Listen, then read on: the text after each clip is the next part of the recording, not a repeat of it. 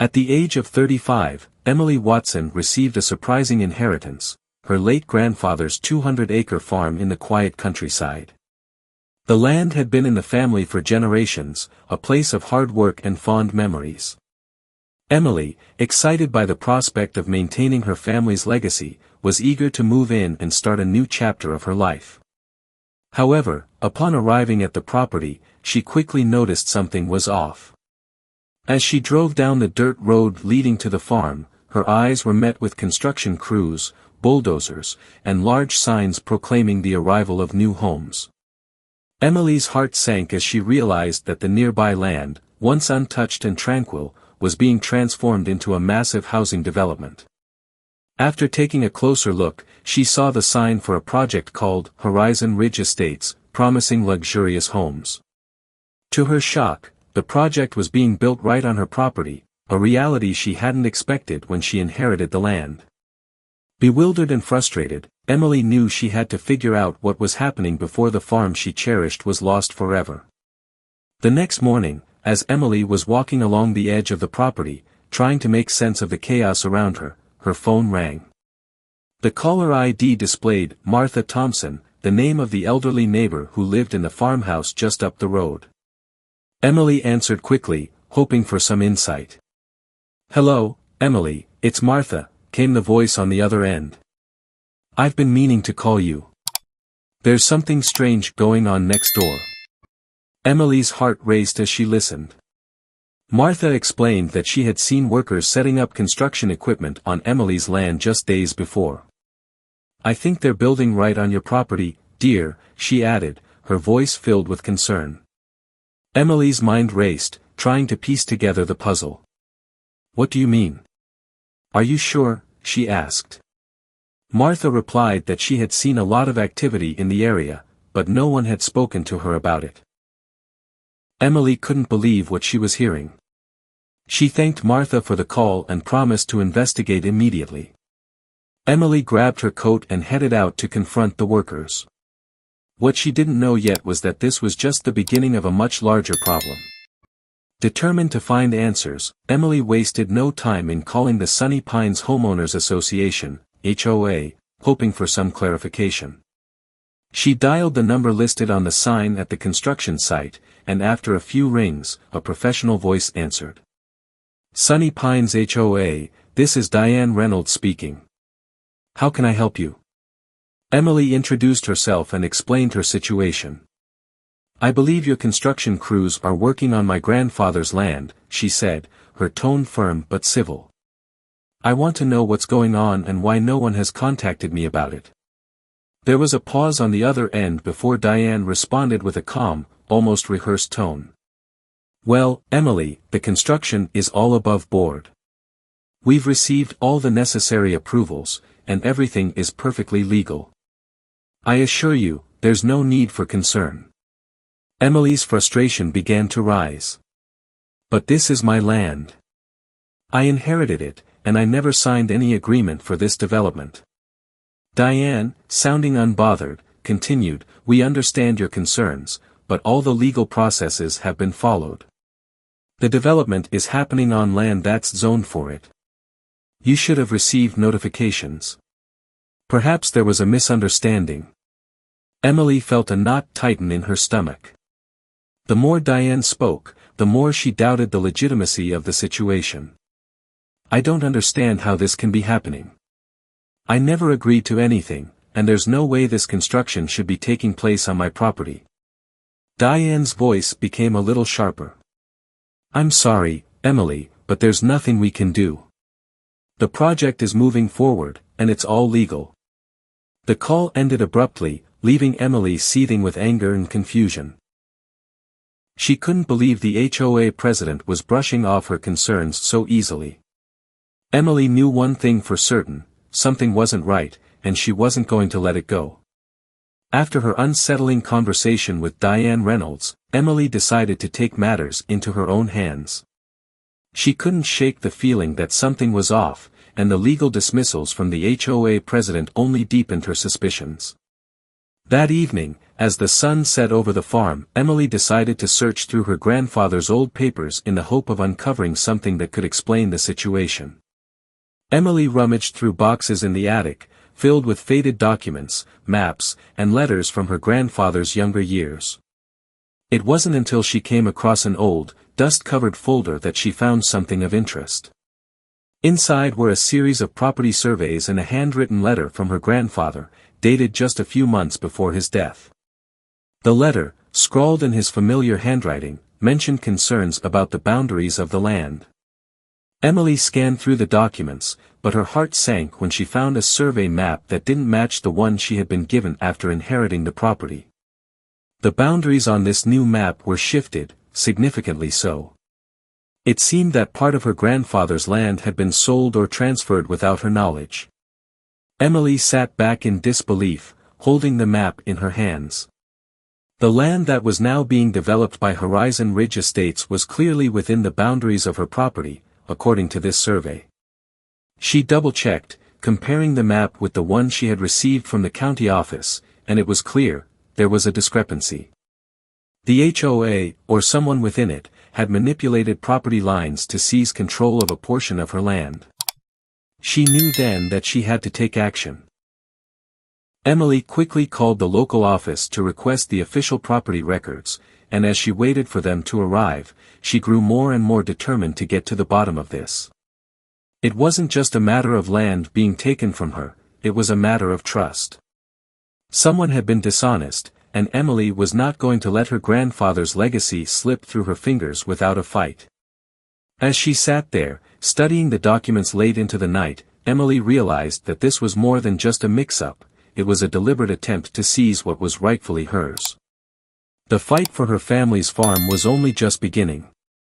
The following day, Emily reached out to a local lawyer, hoping for some legal clarity on the matter.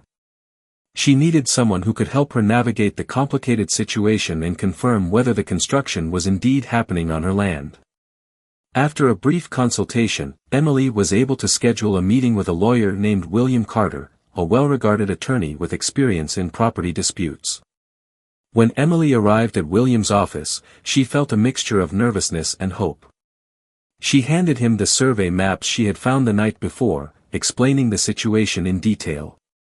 She also shared her conversation with Diane Reynolds and the troubling discovery of the property discrepancies. William listened attentively, taking notes as Emily spoke. After reviewing the documents, William looked up from the papers and met her gaze. "Emily, I'm afraid you're right. Based on these maps, and the records we have access to, the construction is indeed taking place on your land. The boundaries have clearly shifted, and it looks like there's been some sort of mistake, or worse, deliberate manipulation, by the developers." Emily felt a rush of both relief and frustration. Relief that her instincts had been right, but frustration that the situation was much more complex than she had hoped. "So, what can we do about it?" she asked, her voice steady but anxious. William leaned back in his chair, his expression serious. "The good news is that the land is still legally yours. The bad news is that this is going to require legal action. The HOA cannot simply ignore your property rights. However, we'll need to file a formal claim and likely seek an injunction to stop the construction while we resolve the matter." Emily nodded, her heart pounding. She had been hoping for a straightforward answer, but it was clear now that this battle would be anything but easy. "How long will this take?" she asked, trying to prepare herself for the lengthy process ahead. "It could take several months," William replied, "but we'll do everything we can to expedite it. In the meantime, I suggest you start gathering any other evidence you can find, contracts, communication with the HOA, anything that could help your case." Emily left William's office feeling more determined than ever. The legal fight was just beginning, but she wasn't about to let the developers or the HOA take her land without a fight. Her grandfather's farm was worth the effort, and she would do whatever it took to protect it. Emily wasn't one to back down from a challenge, especially when it came to something as important as her grandfather's land. After her meeting with William Carter, she felt empowered but also overwhelmed by the legal complexity of the situation. She knew the next step was to uncover more evidence to build her case. It wasn't just about the land, there was something about the way the HOA was handling everything that didn't sit right with her. The more she thought about it, the more she realized the construction project wasn't the only shady thing happening at Sunny Pines. Determined to get answers, Emily decided to dig deeper into the HOA's operations. She began researching public records and talking to locals who had lived in the area long enough to know the ins and outs of the neighborhood. What she uncovered only fueled her suspicions. There were murmurs of fraud within the HOA, but no one seemed willing to speak up. Many homeowners were afraid of the HOA's power and influence. It became clear that the organization, led by Diane Reynolds, wasn't just a property management body, it had morphed into a group that could manipulate laws and control the community to serve its own interests. Emily's first break came when she found an old article in a local newspaper that mentioned discrepancies in property deals related to the Sunny Pines development. It referenced an investigation into the HOA, but the case had mysteriously been closed without much explanation. She couldn't help but wonder if this was the same group involved in taking her grandfather's land. She pressed on, reaching out to former and current homeowners who had been affected by the HOA's practices. After several phone calls, Emily managed to speak with a few residents who had been frustrated with the association for years. One homeowner, Mark Jensen, had lived in the neighborhood for decades and was willing to talk. They've been at this for years, manipulating property lines, making shady deals with developers, and bullying anyone who dares to question them, Mark told Emily. People don't speak up because they're afraid of getting fined or having their property devalued. But trust me, they've been screwing over the homeowners for a long time. Mark explained that the HOA had a history of forging documents, pushing through illegal land deals, and using its power to threaten residents into silence. Emily's gut told her that this was no coincidence. Her grandfather's land had become part of a larger pattern of exploitation by the HOA. Determined to get more concrete proof, Emily began to look into Diane Reynolds' personal dealings. She found that Diane had connections with a series of development companies that had been involved in questionable land transactions. Emily suspected that these relationships were the key to understanding the illegal land grab on her grandfather's farm. But she needed more than just whispers and suspicions, she needed hard evidence. Over the next few weeks, Emily kept digging. She spoke to more residents, uncovered paperwork showing irregular transactions, and even found records of meetings where Diane Reynolds had pushed for approval of land deals without full transparency. Emily felt like she was getting closer to the truth. It was clear now that the HOA had been involved in far more than just mismanaging the development project on her land. One evening, as Emily sat at her desk, going through the mountains of paperwork, she received a tip from a source who had asked to remain anonymous. The tipster claimed to have access to internal HOA records, including documents that would reveal how Diane Reynolds and others within the organization had been orchestrating fraudulent land deals. Emily knew that this was the breakthrough she had been waiting for. With this new evidence in hand, she would have the ammunition she needed to take down the HOA and reclaim her family's land. With the evidence Emily had gathered, she felt like she was finally ready to take action. The discovery of fraudulent property deals, internal documents, and the testimonies from residents painted a clear picture. The HOA, led by Diane Reynolds, had been abusing its power for years. Now, it was time to reveal the truth. Emily knew that if she was going to get the community behind her, she needed to take her findings to a public forum. She decided to call a community meeting, something that hadn't been done in years. It would be a risky move, but Emily wasn't about to back down. The residents of Sunny Pines had a right to know what was happening in their own neighborhood. She spent the next few days preparing. Gathering documents, organizing the evidence, and reaching out to the homeowners who had been directly affected by the HOA's actions. She needed to make sure she had a solid case that would convince others to stand by her, as she knew Diane Reynolds would do everything in her power to discredit her. The night of the meeting, the atmosphere at the local community center was tense. Emily arrived early to set up a projector and lay out the materials she'd gathered. As people began to trickle in, she noticed the mixture of curiosity and apprehension in their eyes. Many of the homeowners were wary, having been conditioned by years of the HOA's control. But there were also a few familiar faces, the ones who had been supportive of Emily's cause from the beginning. She hoped that together, they could expose the truth. The room eventually filled, and Emily took the podium. She could feel the weight of the room's gaze on her as she began to speak. "Good evening, everyone. Thank you for coming tonight," she began, her voice steady despite the nervousness inside her. "I've called this meeting because there's something important that you all need to know about what's been happening here in Sunny Pines." She paused to let the words sink in before continuing. "For months now, I've been investigating the construction happening on my grandfather's farm. What I found was not just a simple case of mistaken boundaries, but something much more troubling. The HOA, led by Diane Reynolds, has been involved in fraudulent land deals that have affected not only my family's property, but many of yours as well." A murmur of surprise rippled through the crowd. Emily clicked the remote in her hand, and a map of the neighborhood appeared on the screen, showing the land deals and property discrepancies she had uncovered. The audience fell silent as she pointed to the areas where the HOA had manipulated property lines, including her grandfather's land, which had been sold or transferred without her knowledge. "These documents show how the HOA has been quietly reshaping the neighborhood for its own benefit," Emily continued. "They've been using their position to push through illegal transactions, benefiting developers and themselves while disregarding the homeowners who live here." She could see the skepticism in some of the faces in the crowd, but there were others who looked shocked, angry, even. Emily went on to explain how Diane Reynolds had used her connections with developers to push through the housing project that was now under construction on her family's land. "As you can see, these transactions aren't just mistakes, they're intentional. This isn't just about my property. It's about all of us. Diane Reynolds has been using the HOA to enrich herself and her associates, at the expense of the people she was supposed to serve," Emily said, her voice growing stronger as she spoke. At that moment, Diane Reynolds stood up from the back of the room, her face flushed with anger.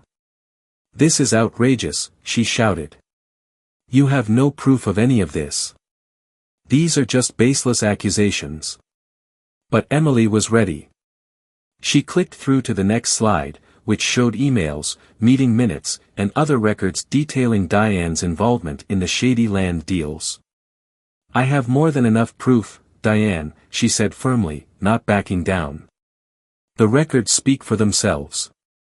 The room buzzed with whispers as the homeowners began to react.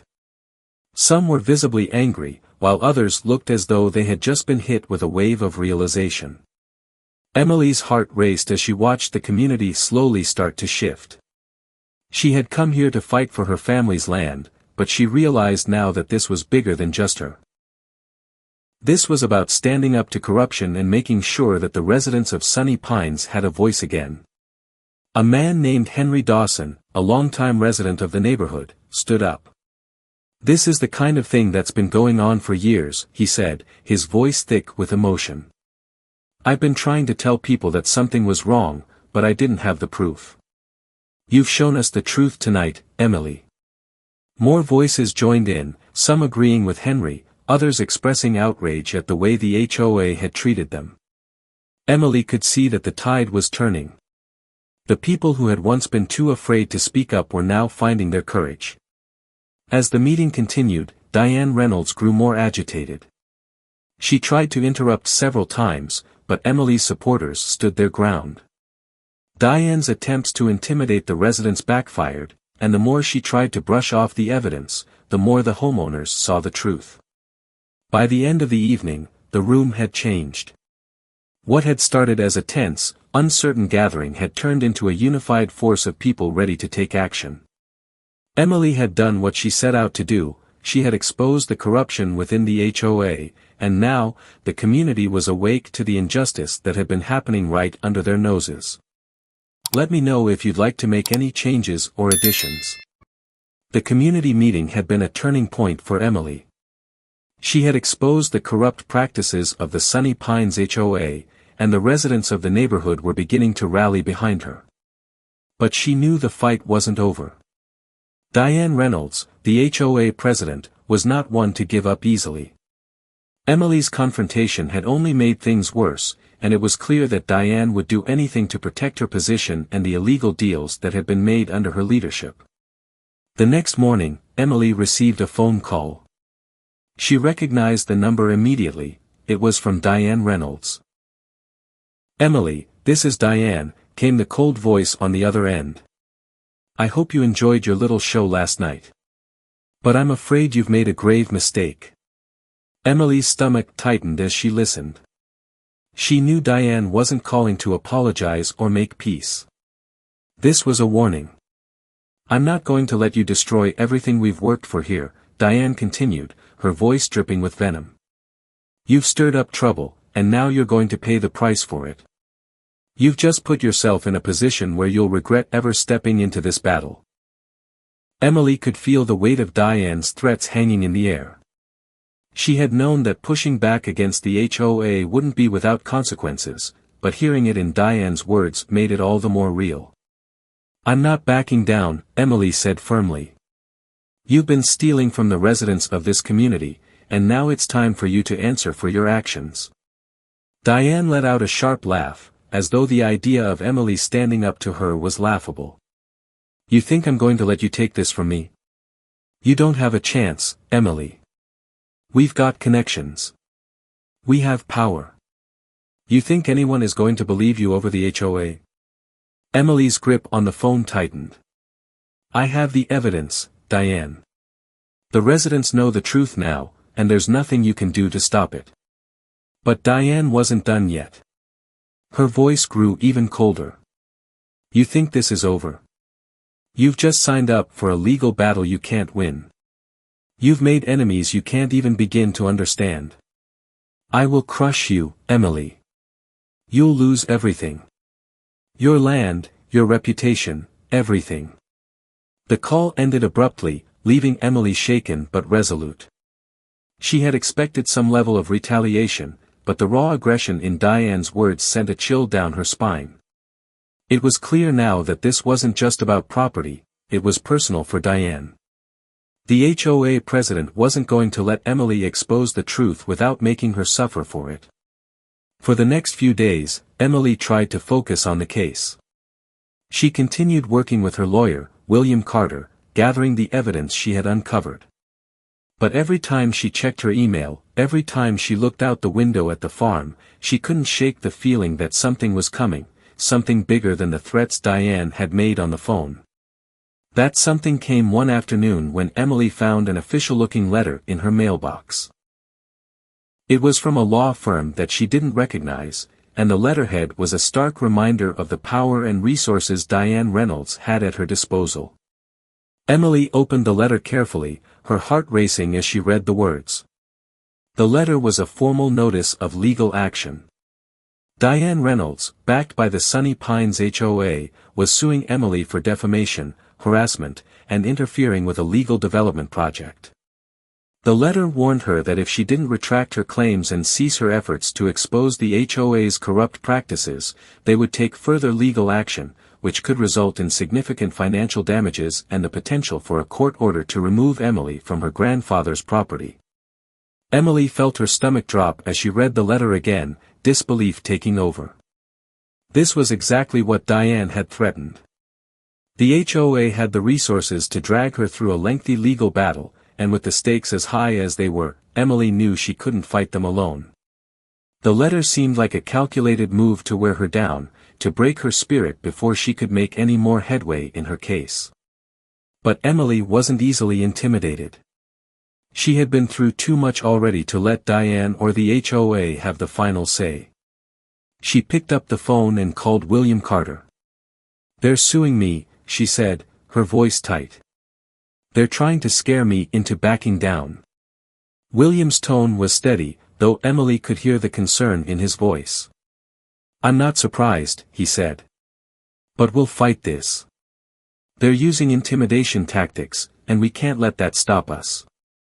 They may think they can scare you, but we've got the truth on our side. If they want to play dirty, then we'll play even dirtier. Emily felt a surge of relief at William's confidence. It wasn't going to be easy, but she wasn't about to let the HOA bully her into silence. I'm not backing down, she said. I'm going to expose everything they've done. This is about more than just my land. This is about every resident they've taken advantage of. I won't let them get away with it. But as time went on, it became clear that Emily was going to need more than what she already had. The HOA was powerful, and they had connections everywhere. If she was going to have any chance of taking them down, she needed to find something they had overlooked, something that would catch them off guard. One evening, as Emily was poring over more documents, she received a call from an unexpected source. The voice on the other end was familiar, Mark Jensen, the longtime resident who had spoken out at the community meeting. He sounded anxious, which immediately put Emily on edge. Emily, you need to listen carefully, Mark said in a hushed tone. I know you're looking for more evidence, and I might have something that can help you. But I can't talk too much over the phone. Meet me tomorrow at the old diner. I'll explain everything. Emily's heart raced. She didn't know what to expect, but she knew it had to be important. The next day, she made her way to the diner, an old establishment that had been around for decades. Mark was already there when she arrived, sitting in a corner booth, his face tense. Emily, I've been working at the Sunny Pines HOA for years, Mark began, glancing around nervously. I used to be their treasurer. I know how they operate, and I've seen things I shouldn't have. The whole operation is built on deceit, and they've been hiding their tracks for years. Emily leaned in, her pulse quickening. What do you have? What have they been hiding? Mark looked over his shoulder before pulling out a thick envelope from his bag. I have copies of internal records, financial statements, meeting minutes, contracts. Everything that proves the HOA has been embezzling funds, falsifying documents, and making illegal property deals with developers. This is what you've been looking for. Emily stared at the envelope in shock, knowing that the evidence in her hands could be the key to ending the HOA's reign over Sunny Pines. She took the envelope from Mark, her hands shaking with both excitement and trepidation. Are you sure you want to do this? She asked quietly, knowing that once she had this information, there was no turning back.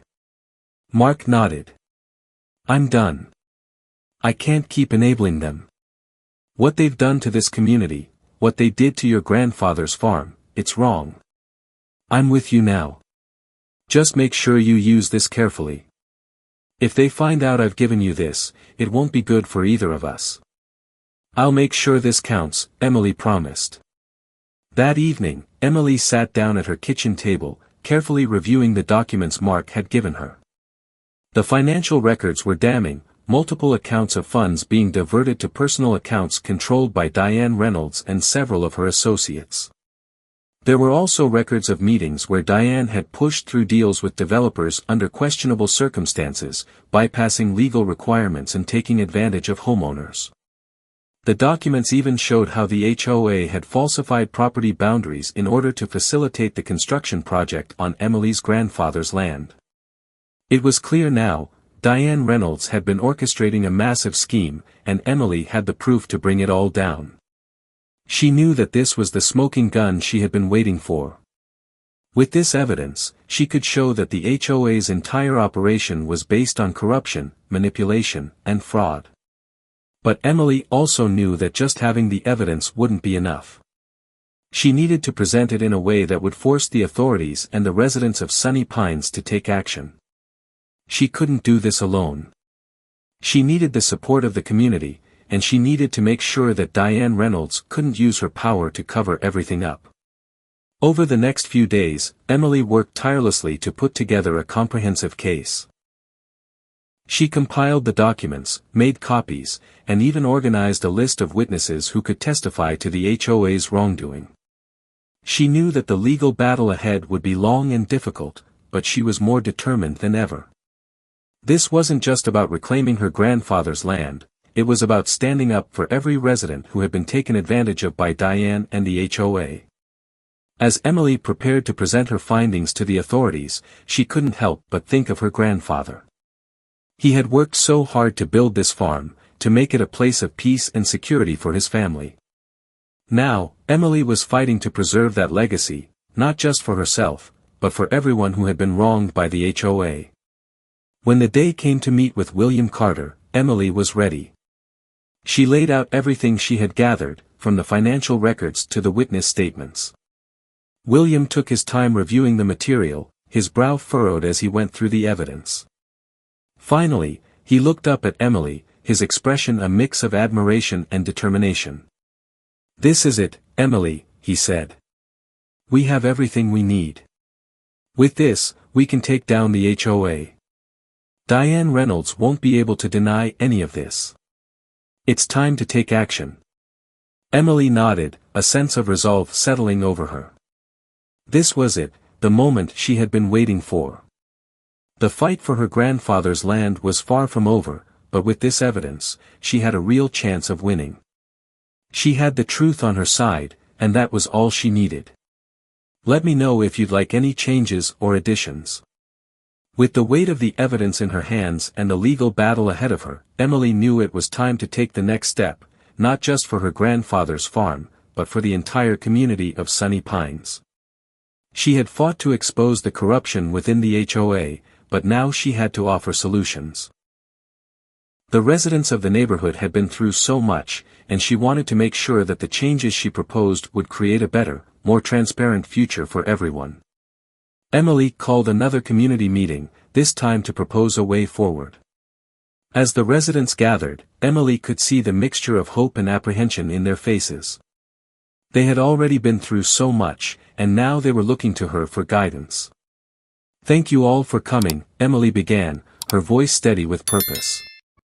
"We've uncovered the truth about the HOA, but now it's time to rebuild our community. I've spoken with my lawyer, and together we've come up with a plan that will not only protect our land but ensure that we never face this kind of manipulation again." She outlined her proposals, starting with securing legal deeds for all homeowners, ensuring that their property rights were clearly defined and protected. She also suggested redesigning the new development project to preserve the wetlands that had been at risk from the construction.